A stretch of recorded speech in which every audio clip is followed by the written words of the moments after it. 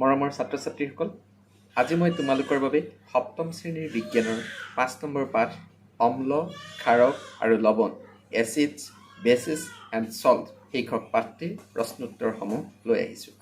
বিজ্ঞানৰ জটিল কথাবোৰ সহজ ভাষাত ছাত্ৰ-ছাত্ৰীসকলৰ বোধগম্য হোৱাকৈ প্ৰস্তুত কৰা হৈছে। তোমালোকে পাঠটোৰ প্ৰশ্নোত্তৰসমূহ কৰোঁতে এই ভিডিঅ'টোৱে বিশেষভাৱে সহায় কৰিব। তেন্তে আহাচোন ভিডিঅ'টো আৰম্ভ কৰোঁ।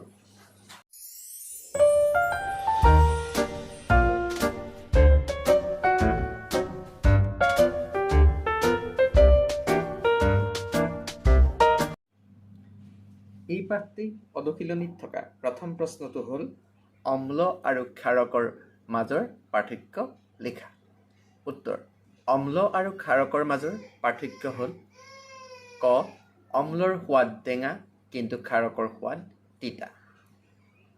খ. ক্ষাৰক দ্ৰব্যবোৰ হাতেৰে চুলে চাবোনৰ দৰে পিছল যেন লাগে। গ. অম্লই নীলা লিটমাছ কাগজ ৰঙা কৰে কিন্তু ক্ষাৰকে ৰঙা লিটমাছ নীলা কৰে। ইয়াৰ পিছত ২ নম্বৰ প্ৰশ্নটো হ'ল খিৰিকী পৰিষ্কাৰৰ নিচিনা বহুতো ঘৰুৱা বস্তুত এমনিয়া থাকে। ই ৰঙা লিটমাছ নীলা কৰে। ই কি প্ৰকৃতিৰ? উত্তৰ: যিহেতু ই ৰঙা লিটমাছ নীলা কৰে, ই ক্ষাৰকীয় প্ৰকৃতিৰ। ৩ নম্বৰ প্ৰশ্নটো হ'ল লিটমাছ দ্ৰৱৰ উৎসটোৰ নাম লিখা। এই দ্ৰৱৰ ব্যৱহাৰ কি? উত্তৰ: লিটমাছ দ্ৰৱৰ উৎসটোৰ নাম ছত্ৰশৈবাল বা লাইকেন। পাতিত পানী বা ডিষ্টিল্ড ৱাটাৰত ইয়াৰ বৰণ বেঙুনীয়া হয়। আম্লিক দ্ৰৱত ৰঙা আৰু ক্ষাৰকীয় দ্ৰৱত নীলা হয়। লিটমাছ কাগজ সাধাৰণতে ৰঙা আৰু নীলা হয়। ৪ নম্বৰ প্ৰশ্নটো হ'ল পাতিত পানী অৰ্থাৎ ডিষ্টিল্ড ৱাটাৰ আম্লিক, ক্ষাৰকীয় নে প্ৰসম? তুমি এইটো কেনেকৈ প্ৰমাণ কৰিবা? ইয়াৰ উত্তৰ হৈছে পৰীক্ষানলী এটাত অলপ পাতিত পানী লোৱা হ'ল। তাত নীলা লিটমাছ কাগজ এটুকুৰা ডুবাই দিয়া হ'ল। লিটমাছ কাগজৰ ৰঙৰ কোনো সলনি নহ'ল, গতিকে ই আম্লিক নহয়। এইবাৰ ৰঙা লিটমাছ কাগজ এটুকুৰা ডুবাই দিয়া হ'ল। ৰঙৰ কোনো পৰিৱৰ্তন নহ'ল, গতিকে ই ক্ষাৰকীয়ও নহয়, অৰ্থাৎ ই প্ৰসম। ইয়াৰ পিছত ৫ নম্বৰ প্ৰশ্নটো হ'ল এটা উদাহৰণসহ প্ৰশমন প্ৰক্ৰিয়া বৰ্ণনা কৰা। উত্তৰ: অম্ল আৰু ক্ষাৰকৰ মাজত হোৱা বিক্ৰিয়াক প্ৰশমন বোলে। এই প্ৰক্ৰিয়াত পানী আৰু লৱণ উৎপন্ন হোৱাৰ লগতে তাপো উৎপন্ন হয়। বিক্ৰিয়াটো হ'ল হাইড্ৰক্লৰিক এচিড যোগ ছ'ডিয়াম হাইড্ৰক্সাইড সমান ছ'ডিয়াম ক্লৰাইড যোগ পানী। এটা উদাহৰণৰ সহায়ত প্ৰশমন প্ৰক্ৰিয়া সুন্দৰকৈ বৰ্ণনা কৰিব পাৰি। ইয়াৰ বাবে প্ৰয়োজন হ'ব লঘু হাইড্ৰক্লৰিক এচিড, লঘু ছ'ডিয়াম হাইড্ৰক্সাইড, ফেনলফথেলিন দ্ৰৱ, পৰীক্ষানলী এটা। পৰীক্ষানলী এটাৰ 4/1 অংশলৈ লঘু হাইড্ৰক্লৰিক এচিড ভৰোৱা হ'ল। ই বৰণহীন অৰ্থাৎ কালাৰলেছ। অম্লখিনিত 2 বা 3 টোপাল ফেনলফথেলিন সূচক যোগ কৰি পৰীক্ষানলীটো জোকাৰি দিয়া হ'ল। অম্লৰ ৰঙৰ কোনো পৰিৱৰ্তন হোৱা নাই। এইবাৰ ড্ৰপাৰৰ সহায়েৰে এটোপাল এটোপালকৈ ছ'ডিয়াম হাইড্ৰক্সাইড দ্ৰৱ যোগ কৰি পৰীক্ষানলীটো জোকাৰি থকাত দ্ৰৱখিনিৰ ৰং গুলপীয়া হৈ পৰিল। পুনৰ এটোপাল হাইড্ৰক্লৰিক এচিড যোগ কৰাত আকৌ দ্ৰৱখিনি বৰণহীন হৈ পৰিল। আকৌ এটোপাল ছ'ডিয়াম হাইড্ৰক্সাইড দিয়াত পুনৰ গুলপীয়া হৈ পৰিল। অৰ্থাৎ ক্ষাৰকীয় দ্ৰৱত ফেনলফথেলিনৰ বৰণ গুলপীয়া হয়, আনহাতে আম্লিক দ্ৰৱত বৰণহীন হয়। ইয়াৰ পাছত ৬ নম্বৰ প্ৰশ্ন। তলৰ বাক্যবোৰ শুদ্ধ নে অশুদ্ধ লিখা। ক. নাইট্ৰিক এচিডে ৰঙা লিটমাছ কাগজ নীলা কৰে। অশুদ্ধ। এই নীলা লিটমাছ কাগজ ৰঙা কৰে। খ. ছ'ডিয়াম হাইড্ৰক্সাইডে নীলা লিটমাছ ৰঙা কৰে। অশুদ্ধ। ক নম্বৰটো হৈছে ছ'ডিয়াম হাইড্ৰক্সাইড আৰু হাইড্ৰক্লৰিক এচিডে পৰস্পৰক প্ৰশমন কৰে আৰু পানী আৰু লৱণ উৎপন্ন কৰে। ইয়াৰ উত্তৰ হৈছে শুদ্ধ। ইয়াৰ পিছত ঘ নম্বৰটো হ'ল সূচক হ'ল এটা দ্ৰব্য যিয়ে ক্ষাৰকীয় আৰু আম্লিক দ্ৰৱত বেলেগ বেলেগ বৰণ দেখুৱায়। ইয়াৰ উত্তৰ হৈছে শুদ্ধ। ইয়াৰ পিছত 7 নম্বৰ প্ৰশ্নটো হ'ল ডেকাৰ ৰেষ্টুৰেণ্টত কিছু মৃদু পানীয় অৰ্থাৎ ছফ্ট ড্ৰিংকৰ বটল আছে, কিন্তু দুৰ্ভাগ্যবশতঃ এইবোৰত লেবেল নাই। এই পানীয়বিলাক তেওঁ গ্ৰাহকৰ চাহিদা অনুযায়ী যোগান ধৰিব লাগে। এজন গ্ৰাহকক আম্লিক, এজনক ক্ষাৰকীয় আৰু আন এজনক প্ৰশম পানীয় লাগে। কোনজনক কোনটো পানীয় দিব লাগিব কেনেকৈ থিৰাং কৰিবা? উত্তৰ, ডেকাই নীলা আৰু ৰঙা দুখন লিটমাছ কাগজৰ সহায়ত এইটো থিৰাং কৰিব পাৰিব। কোনো এটা বটলত নীলা লিটমাছ কাগজৰ এটুকুৰা ডুবালে যদি ৰঙা হয় তেন্তে সেইটো আম্লিক। তেতিয়া সেই বটলটো আম্লিক দ্ৰৱ বিচৰাজনক দিব, আৰু যদিহে ৰঙা লিটমাছ এটুকুৰা ডুবোৱাত নীলা হৈছে তেন্তে সেইটো ক্ষাৰকীয়, সেইটো ক্ষাৰকীয় দ্ৰৱ বিচৰাজনক দিব। যদিহে দুইবিধ লিটমাছ কাগজ ডুবোৱাটো এখনৰো ৰঙৰ সলনি নহয় তেন্তে সেইটো প্ৰশম দ্ৰৱ, সেইটো প্ৰশম পানীয় বিচৰাজনক দিব। ইয়াৰ পাছত 8 নম্বৰ প্ৰশ্ন হ'ল, ইয়াত কেইবাটাও প্ৰশ্ন আছে। ইয়াৰ প্ৰশ্নটোৰ হৈছে কাৰণ ব্যাখ্যা কৰা। ক নম্বৰ কাৰণটো হ'ল এচিডিটিত ভুগিলে তুমি অম্লনাশক টেবলেট খোৱা। আমি এচিডিটি হ'লে অম্লনাশক ঔষধ কিয় খাওঁ বা অম্লনাশক টেবলেট কিয় খাওঁ? ইয়াৰ উত্তৰ, আমাৰ পাকস্থলীত হাইড্ৰক্লৰিক এচিড থাকে। ই খাদ্য হজম কৰাত সহায় কৰে, কিন্তু আমাৰ পাকস্থলীত অম্লৰ পৰিমাণ অতি বেছি হ'লে এচিডিটি হয়, বদহজম হয়।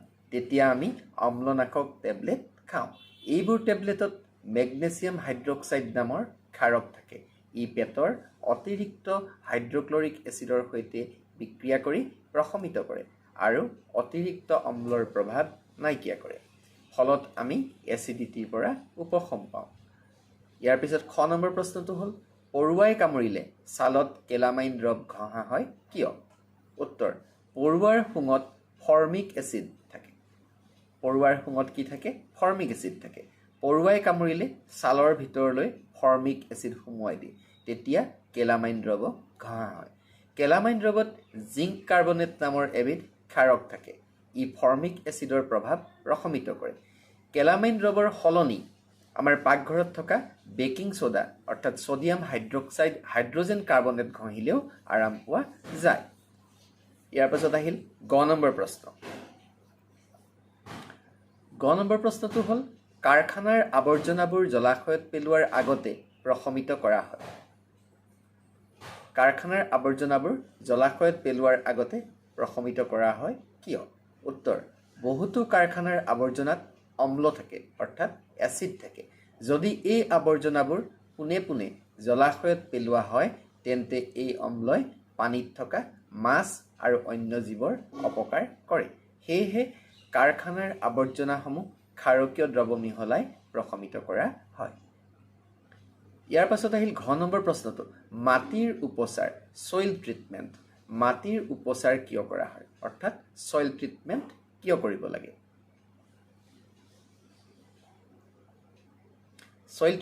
ৰাসায়নিক সাৰৰ অত্যাধিক ব্যৱহাৰে মাটিক কি কৰি তোলে?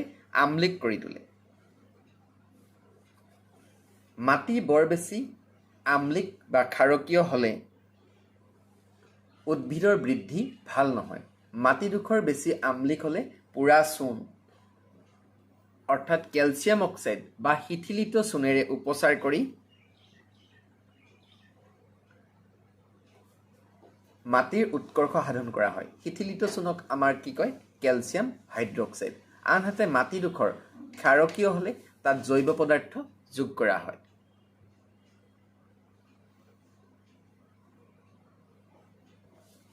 জৈৱ পদাৰ্থই অম্ল এৰি দিয়ে যিয়ে মাটিৰ ক্ষাৰকীয় গুণ প্ৰশমিত কৰে। ইয়াৰ পাছত আহিল 9 নম্বৰ প্ৰশ্ন। 9 নম্বৰ প্ৰশ্নটো হৈছে তোমাক 3টা জুলীয়া পদাৰ্থ দিয়া হৈছে। এটা হাইড্ৰক্লৰিক এচিড, আনটো ছ'ডিয়াম হাইড্ৰক্সাইড আৰু তৃতীয়টো হ'ল চেনিৰ দ্ৰৱ। তুমি এইবোৰক কেনেকৈ চিনাক্ত কৰিবা? তোমাৰ কেৱল হালধি সূচকহে আছে। উত্তৰ, ব্লটিং কাগজ এখনত হালধি সূচকত ডুবাই শুকুৱাই হালধি কাগজ বনাই লোৱা হ'ল। টাৰ্মাৰিক পেপাৰ। এতিয়া হালধি কাগজৰ 3টা কৰি অৰ্থাৎ 3টা কৰি প্ৰতিটো দ্ৰৱত এটাকৈ ডুবাই দিয়া হয়। যিটো দ্ৰৱত হালধি কাগজৰ ৰং সলনি নহ'ল সেইটো চেনিৰ দ্ৰৱ, আনহাতে বাকী দুটা দ্ৰৱত হালধি কাগজৰ ৰং ৰঙচুৱা হ'ব। হালধি সূচকৰ সহায়ত মাত্ৰ প্ৰসম আৰু এচিড বা ক্ষাৰকৰহে চিনাক্ত কৰিব পাৰি। এচিড আৰু ক্ষাৰকৰ কোনটো কি হয় নিৰ্দিষ্টকৈ ক'ব নোৱাৰি। ইয়াৰ পাছত আহিল 10 নম্বৰ প্ৰশ্ন। 10 নম্বৰ প্ৰশ্নটো হ'ল এখন নীলা লিটমাছ কাগজ এটা দ্ৰৱত ডুবাই দিয়া হ'ল। কাগজখন নীলা হৈয়ে থাকিল। দ্ৰৱটোৰ প্ৰকৃতি কেনেকুৱা ব্যাখ্যা কৰা। ইয়াৰ উত্তৰ হ'ব নীলা কাগজখন নীলা হৈ থাকিলে দ্ৰৱটো আম্লিক নহয়, ক্ষাৰকীয় বা প্ৰসম হ'ব পাৰে। ইয়াৰ পাছত আহিল 11 নম্বৰ প্ৰশ্ন। তলৰ বাক্যকেইটা পঢ়ি চোৱা। ইয়াত 4টা বাক্য দিছে। ক নম্বৰ বাক্যটো হ'ল অম্ল আৰু ক্ষাৰক দুয়োটাই সকলোবোৰ সূচকৰ ৰং সলনি কৰে। খ যদি এটা সূচকৰ ৰং অম্লত সলনি হয় তেনেহ'লে ইয়াৰ ৰং ক্ষাৰকত সলনি নহয়।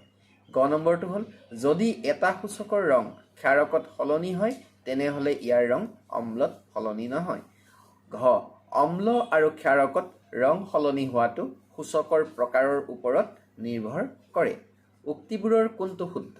উত্তৰ 1 নম্বৰত হৈছে চাৰিওটা, 2 নম্বৰ অপশ্যনত ক আৰু ঘ, 3 নম্বৰ অপশ্যনত খ আৰু গ, 4 নম্বৰত কেৱল ঘ।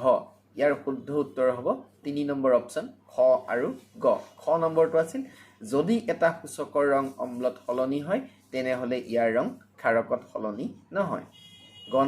তাৰপিছত গ নম্বৰটো হ'ল যদি এটা সূচকৰ ৰং ক্ষাৰকত সলনি হয় তেনেহ'লে ইয়াৰ ৰং অম্লত সলনি নহয়। আজিৰ ভিডিঅ'টো ইমানেই। তোমালোকৰ কিবা জানিব লগা থাকিলে মোৰ কমেণ্ট বক্সত কমেণ্ট কৰিবা, উত্তৰ দিবলৈ যত্ন কৰিম। আৰু এই প্ৰশ্নবিলাক লিখোঁতে দুই এঠাইত টাইপ কৰোঁতে হঠাৎ ভুল থাকিল, গতিকে সেইকেইটা তোমালোকে শুদ্ধ কৰি পঢ়িবা।